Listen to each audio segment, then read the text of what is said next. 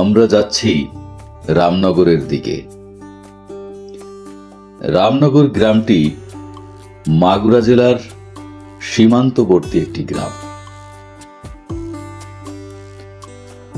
মাগুরা ঝিনাইদহ সড়কের আলমখালি বাজার পেরিয়ে যে সেতুটি দেখতে পাবেন, সেই সেতু পেরিয়ে কিছুটা এগোলেই বাঁদিকে যে রাস্তাটি নেমে গেছে সেটিই হলো রামনগর সড়ক। বন্ধুরা, রামনগর গ্রামটি বেশ বৈচিত্র্যপূর্ণ একটি গ্রাম। এই গ্রামের রাস্তা দিয়ে আপনি কোনো গ্রামেই যেতে পারবেন না, অর্থাৎ রাস্তা থেকে নেমে ইউ আকৃতির হয়ে গ্রামটি ঘুরে আবার বিশ্ব রোডে পৌঁছে যাবেন। রামনগর গ্রামের নামটি রামনগর হলেও এখানে বর্তমানে কোনো হিন্দু বসতি নেই। ঠিক কত বছর পূর্বে হিন্দুরা এখান থেকে চলে গেছে সে কথা কেউ জানে না। তবে হিন্দু বসতি উজাড় হওয়ার পরে এই গ্রামে প্রথম বসতি গড়েছিলেন এই গ্রামের মণ্ডল বংশের লোকজন। মণ্ডলরা পূর্ব থেকেই গ্রামের প্রভাবশালী একটি গোষ্ঠী। এই গোষ্ঠী শোনা যায় তৎকালীন জমিদার বাটুল বাবুর সাথেও তাদের বিরোধ ছিল। এই রামনগর গ্রামে ব্রিটিশ শাসন আমলে খাজনা আদায় করার জন্য একটি কাচারি ঘর ছিল এবং যিনি খাজনা আদায় করতেন তিনি এসেছিলেন রাউতড়া গ্রাম থেকে। তিনি ছিলেন মুসলমান সম্প্রদায়ের। তিনি এই গ্রামেই বসতি গড়েছিলেন আর ফিরে যাননি। কেউ কেউ বলেন তিনি চন্দন প্রতাপ গ্রাম থেকে এসেছিলেন। গ্রামটিতে প্রবেশের মুখেই আপনি দেখতে পাবেন একটি সরকারি প্রাথমিক বিদ্যালয়। এই রাস্তা ধরে এগোতে একটি মোড় পাবেন। সেই মোড় পেরিয়ে ডাইনে মোড় নিলেই একটি পুকুর দেখতে পাবেন। সেই পুকুরের নাম কানা পুকুর। শোনা যায় কানা পুকুরটি দীঘাপতি রাজার খনন করা। সে অনেক বছরের আগের কথা। রামনগর গ্রামের প্রধান যে বৈশিষ্ট্য সেটি হলো এই গ্রামের চারপাশেই মাঠ এবং এই মাঠে বিভিন্ন ধরনের ফসলের চাষ হয়। তবে বর্তমানে হাজরাপুর ইউনিয়ন, যেহেতু গ্রামটি হাজরাপুর ইউনিয়নের মধ্যে পড়েছে, সেহেতু এই গ্রামটিতেও প্রচুর পরিমাণে লিচুর চাষ হয়। লিচুর পাশাপাশি এখানে আম, আলু, ভুট্টা, তরমুজ, ধান এবং পাটের চাষ হয়। গ্রামটি ঘুরে ঘুরেই দেখতে পাবেন বড় বড় গাছের সমারোহ এবং এই গাছের মাঝ সাথেই বিভিন্ন বাড়িতে এবং বিভিন্ন গোষ্ঠীর মধ্যে এখানে বাঁশের ঝাড় রয়েছে। ঠিক কী কারণে এখানে বাঁশের ঝাড়ের উৎপত্তি হলো, কেনই বা এখানে প্রচুর পরিমাণে বাঁশ ঝাড় রয়েছে, এই কথা বর্তমান প্রজন্ম তো দূরের কথা, এর আগের প্রজন্মও বলতে পারেন না।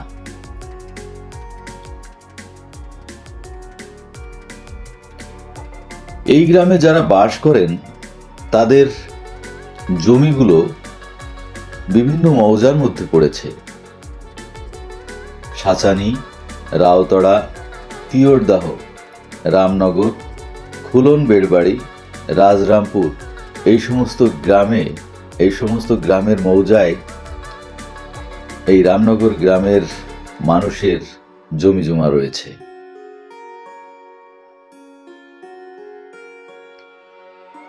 একসময় গ্রামটিতে ধুমধাম করে লাঠি খেলা হতো, সেই সাথে হাডুডু খেলাও হতো। বর্তমানে লাঠি খেলাও হয় না, হাডুডু খেলা তো দূরের কথা। এখানে যারা লাঠি খেলোয়াড় ছিলেন তাদের মধ্যে এসম সর্দার, চৌধুর সর্দার, কিয়াম সর্দার, রহিম সর্দার প্রমুখ। বন্ধুরা, লাঠি খেলোয়াড়দেরকে সর্দার বলেই আখ্যায়িত করা হয়, যদিও তারা বিভিন্ন বংশের অধিকারী হয়ে থাকেন। লাঠি খেলার পাশাপাশি হাডুডু খেলাও যেহেতু হতো, এখানে প্রখ্যাত হাডুডু খেলোয়াড়ও ছিলেন। তাদের মধ্যে মোস্তফা মণ্ডল, আজম মণ্ডল, কালাম মণ্ডল, মোখলেস মণ্ডল, হাবিব মণ্ডল প্রমুখ ব্যক্তিবর্গ এই মাগুরা জেলার বিভিন্ন অঞ্চলে তারা হাডুডু খেলে সুনাম কুড়িয়েছিলেন। গ্রামের চারপাশে মাঠ হলেও এই গ্রামের পূর্ব পাশে রয়েছে নবগঙ্গা নদী এবং পশ্চিমে রয়েছে একটি খাল। খালটির নাম সাচানি খাল। আর গ্রামের দক্ষিণে রয়েছে ধামাভরা বিল আর ছোট বিল। ছোট বিলটি রামনগর গ্রামের পুরোটাই জুড়ে রয়েছে, আর ধামাভরা বিলটি কিছু অংশ বেড়বাড়ি গ্রামে পড়েছে এবং কিছু অংশ রামনগর গ্রামের মধ্যে পড়েছে। এইখানে হাডুডু খেলা এবং লাঠি খেলা ছাড়া আর কোনো উৎসব হয়নি। এখানে না ছিল জারি গান, না ছিল ভাব গান, না ছিল নৌকা বাইচ। তবে এই গ্রামে ভোলা মোল্লা নামে একজন ভাবগানের শিল্পী ছিলেন, যদিও তিনি পরবর্তীতে ধনঞ্জয়পুর গ্রামে বসতি গড়েন। গ্রামটির অধিকাংশ মানুষ কৃষি নির্ভর এবং এই কৃষকদের পাশাপাশি এখানে চাকুরিজীবীর পরিমাণও কম নয়। এই গ্রামের শতভাগ মানুষ শিক্ষিত, অর্থাৎ সাক্ষর জ্ঞান সম্পন্ন। গ্রামের সুদীজনদের কাছ থেকে জানা গেল এই গ্রামের শতভাগ মানুষই সাক্ষর জ্ঞান সম্পন্ন। বন্ধুরা, এই যে দেখছেন মাগুরার হাজরাপুর ইউনিয়নের রামনগর গ্রাম, এই বাড়িটি মৌলভী বাড়ি। মৌলভী বাড়িটি আপনাদেরকে আগেই জানিয়েছি যে এই গ্রামের মণ্ডলরা এখানে হিন্দু বসতি ছিল। সেই হিন্দু বসতি চলে যাওয়ার পর এখানে মণ্ডলরাই প্রথম আদিবাসী এবং তারা বেশ প্রতাপশালী ছিলেন। তো আমরা এখন সেই মণ্ডল বাড়ির সন্তান আবুল বাশার, তার সাথে কথা বলবো এবং এই গ্রামের ইতিহাস, ঐতিহ্য সব কিছু আমরা এখন তার কাছে জেনে নেব। আচ্ছা কাকা, এই যে এই রামনগর গ্রাম, এই রামনগর গ্রামটি তো হিন্দু বসতি ছিল, সে কত বছর আগে? এই পাকিস্তানের আগে। পাকিস্তানের আগে? হিন্দুস্তান পাকিস্তান যখন 1947 সালে ভাগ হয়, জি, তখন আর কি এইটা পাকিস্তান নামে পরিচিত হলো, পূর্ব পাকিস্তান। জি। হ্যাঁ, তখন হিন্দু, ওরা সব ব্রিটিশ টিটিশ সব চলে গেলে উঠে, জি, মুসলিমও কিছু হিন্দু থাকলো আর কি, তারা এখন পর্যন্ত আছে। আচ্ছা। তো এই গ্রামে শুনেছি যে একটি কাচারি বাড়ি ছিল, যেখানে জমিদারদের খাজনা আদায় করত, এবং সেও মুসলমান ছিল, মুসলমান। এবং সে এই গ্রামে পরবর্তীতে বসবাস শুরু করেন, এবং তার বাড়ি ছিল কোন গ্রামে যেন? রাউতরায়। রাউতড়ায়। তো সেখান থেকে এসে তিনি এই গ্রামে খাজনা আদায় করতেন, পরবর্তীতে তিনি এই গ্রামে বসতি শুরু করেন।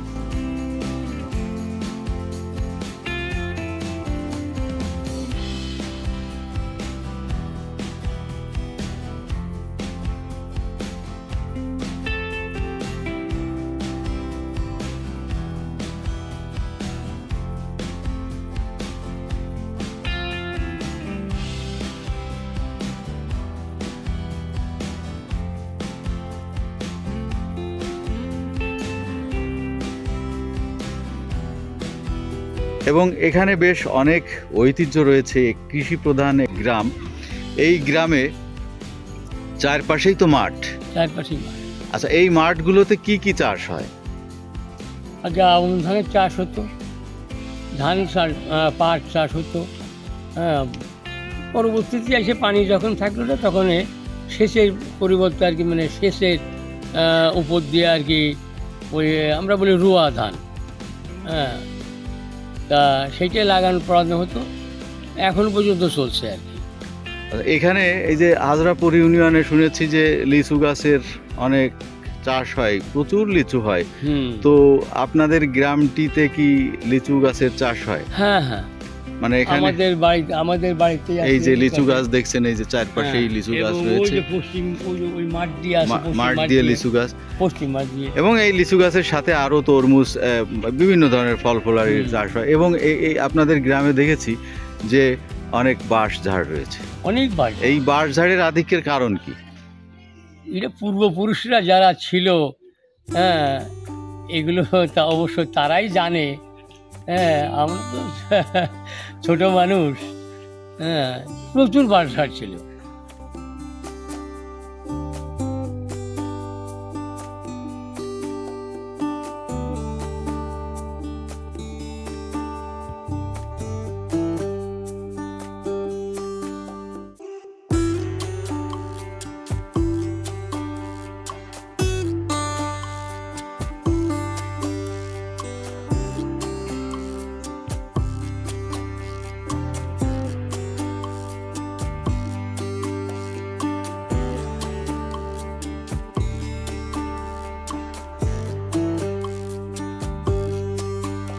এই গ্রামে বর্তমানে আর হিন্দু বসতি নেই, কিন্তু সেই মণ্ডলরা রয়ে গেছে, এবং তাদের যে বংশ পরম্পরায় গ্রামটির অধিকাংশ মানুষই এখানে এই বংশীয়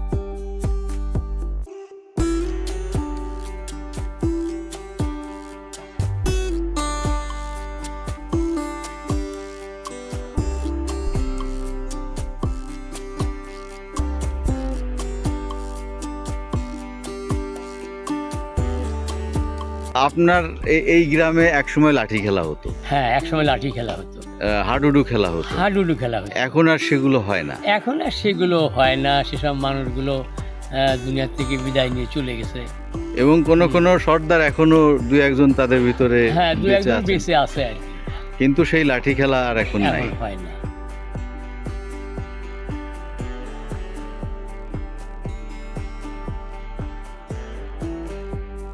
বন্ধুরা, এই যে পাড়ায় আমরা দাঁড়িয়ে আছি, এটা কিন্তু মৌলভীপাড়া। আচ্ছা, এটা মৌলভীপাড়া হওয়ার কারণ কি? মৌলভীপাড়া হওয়ার কারণ হচ্ছে আমার ফাদার, উনি 16 বছর বয়সের সময় উনি ফুরফুরা, দিল্লি, আগ্রা, মোটামুটি ভারত বর্ষণ করে আসে। ফুরফুরার থেকে উনি মুরিদ হয়ে আসেন। জি। এই মুরিদ হয়ে আসার পরে উনি এমনি একটু ইসলামিক ছিল সে, তারপরে নিজে মসজিদ তৈরি করলো। নিজে মসজিদ তৈরি করে আর কি মোটামুটি ওইখান থেকেই নাম হয়ে গেল এই মতলব মৌলভী।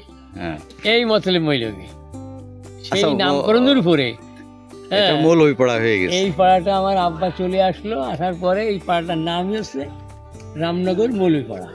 আচ্ছা আচ্ছা আচ্ছা, ওই যে আপনার বাবার আরেকটি গল্প শোনা যায় এই গ্রামে, সেই শুনেছি, সেটা হলো ওই যে জমিদারদের সাথে একটু বিরোধের কাহিনী রয়েছে। হ্যাঁ, সেই কাহিনীটা কি আপনি বলবেন? হ্যাঁ, কারণ সেই কাহিনীটা হচ্ছে তৎকালীন আমার তো জমিদার প্রথা ছিল।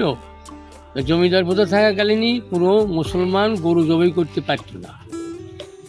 তখন আমার আব্বা তো অনেক আগের থেকেই ওই জমিদারের নিচের অংশই সে ছিল, অনেক জমা জমিওয়ালা মানুষ ছিল, অর্থবিত্তওয়ালা মানুষ ছিল। থাকার পরে যে সেই মিটিং ডেকে বললো যে কি আমরা আজ মুসলমান, আর এক ঘর জমিদারের জন্য আর রাউতোড়া গ্রামে মুসলমান, সেখানে গরু জবাই হবে না। ঠিক আছে, মতলব তুমি গরু জবাই করো, আমরা আসি। তখন ইনশাল্লাহ ঈদের নামাজ পড়ে যে গরুর গলা ছড়ি দিয়ে 2-3টে গরু জবাই করে দিয়ে চলে আসে। তারপরে আর কি ওই জমিদার নাম ছিল বাটুল বাবু। এই বাটুল বাবু তখন তো ব্রিটিশ, তখন উনি যে মাগুরায় কেস করেছিল, এই কেস করার পরিপ্রেক্ষিতে তখন ব্রিটিশরা বললো যে ওরে সব বলল এত বড় সাহস। তখন নাম কি, তখন আমার আব্বার নাম তো আমি তো মতলব মণ্ডল, কিন্তু ওখানে মতলব মিয়া বলে কেস করেছে। এই ফাঁকটুকির জন্যই মোটামুটি ওরা আসে যখন বিচারে বসলো, বসার পরে বলল যে এই মতলব মিয়া কাহায়, মতলব মিয়া কাহায় তো আর খুঁজে পায় না। তখন মাগুরার যে অফিসার আমাদের আব্বাদের বা ওই সময় অভয় মানে দিছিল, আপনারা যান আমি দেখব। তখন আর কি ব্রিটিশ সমুদায় ওদেরকে বলল যে মতলব মিয়া বলতে তো এখানে কোনো লোক নাই, মতলব মণ্ডল হয়, তো মতলব মিয়া বলতে তো কোনো লোক নাই। তখন এই চাও এটা মিথ্যা, এই বলে ব্রিটিশ ওরা চলে গেল আর কি। এই হলো গল্প। এই হলো গল্প। আচ্ছা, তো আপনাদের গ্রাম ঘুরে ঘুরে ভালো লাগলো। এখানে একটি প্রাথমিক বিদ্যালয় রয়েছে, 4টি মসজিদ রয়েছে, 2টি মাদ্রাসা রয়েছে, কওমি মাদ্রাসা, এবং এই মাদ্রাসার নাম কি? আলিয়া মাদ্রাসা। আলিয়া মাদ্রাসা। আর পিছনে রয়েছে ওটা হেফজখানা। এবং বিল, প্রাকৃতিক পরিবেশ, এখানকার মানুষের আতিথেয়তা, এখানকার সৌজন্যতা, সব কিছু দেখে আপনি মুগ্ধ হবেন। তো আপনি অবসর কোনো সময় আসলে এই গ্রামের ভিতর দিয়ে হাঁটতেই পারেন এবং গ্রামের মানুষের সাথে সখ্যতা জন্মিয়ে থেকে ইন্টার গ্রামেই পাকা রোড, এবং এখানে আপনি আলমখালি বাজার থেকে জিনেদামুখী এগোলে আলমখালি সেতু পার করেই হাতের বায়ে যে রাস্তাটি নেমে গেল, ওইটাই রামনগরের রাস্তা এবং স্কুল বাঁধবে। এই গ্রামে অনেক বৃক্ষরাজির সমাহার এবং সবুজে সবুজে সমারোহ। এখানে আপনার ভালো লাগবে, আপনার অবসর সময় কাটাতে ভালো লাগবে। এবং কিছু দূর গেলেই আপনি একটি চায়ের দোকান দেখবেন, সেখানে বসে মানুষের সাথে আড্ডা দিলেও আপনার ভালো লাগবে। তো বন্ধুরা, এই রামনগর গ্রাম থেকে আমরা বিদায় নিচ্ছি। ভালো থাকবেন, সুস্থ থাকবেন, সপ্তক মিডিয়ার পাশে থাকবেন।